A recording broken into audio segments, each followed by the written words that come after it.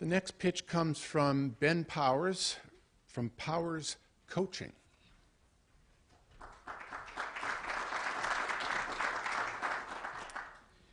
Thank you. Good afternoon. My name is Ben Powers of Powers Coaching and the Coaching Center of Vermont. I was riding on the chairlift in the sun on Saturday and thinking about what a privilege it is to be here and to be from here. I was born across the way at Porter Hospital and raised here in Addison County. I left after high school, though, to find a job in Boston because I thought at the time that opportunities in Vermont were just too limited. And then in 2008, I left finance and traveled the world learning from elite competitors in sports and business. 2 years ago, I was so excited by what I learned that I wanted to share it. So I launched my own business development coaching practice, and last year joined forces with the Coaching Center of Vermont.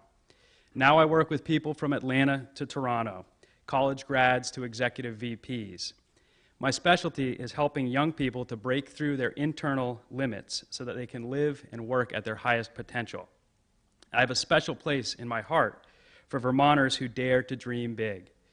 For example, I helped a senior executive through the unknowns of a merger to redefine the balance of work and family life. His work team is now more productive and happier, and he makes it to all of his son's hockey games.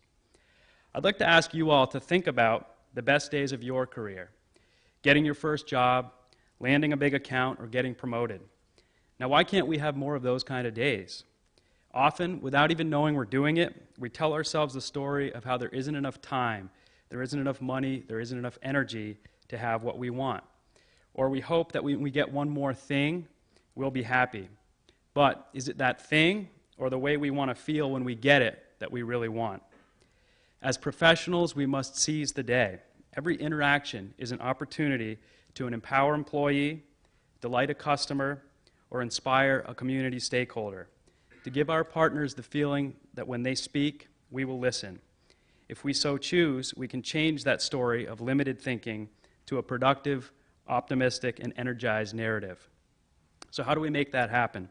Step one is to clear some space in our busy schedules. Stop dwelling on the past and what we can't control. Break down some of those blocks that hold us back. And in that space, build awareness of where those unhelpful stories come from. Because those perceptions become our reality. And is that the reality we really want? Or is there something better out there?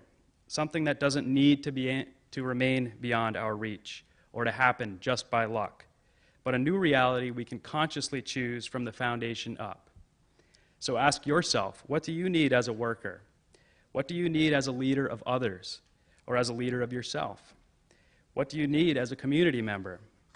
As humans, we're drawn to community. As we all say, we're stronger together. But if we could do it all alone, we would have by now.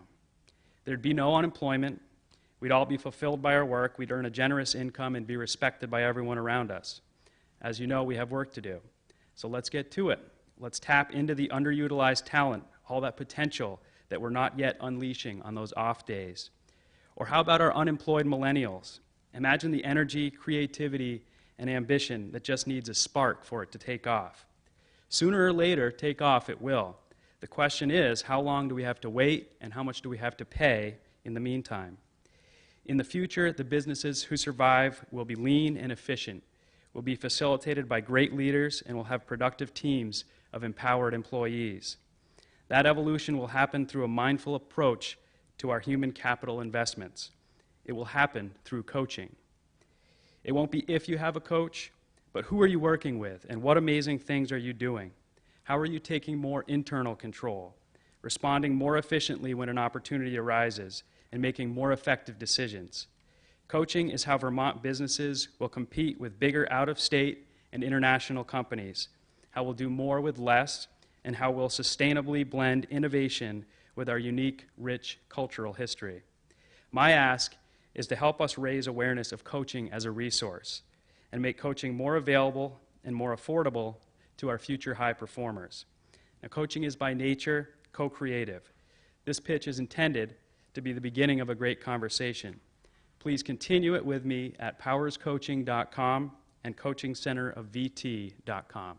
Thank you.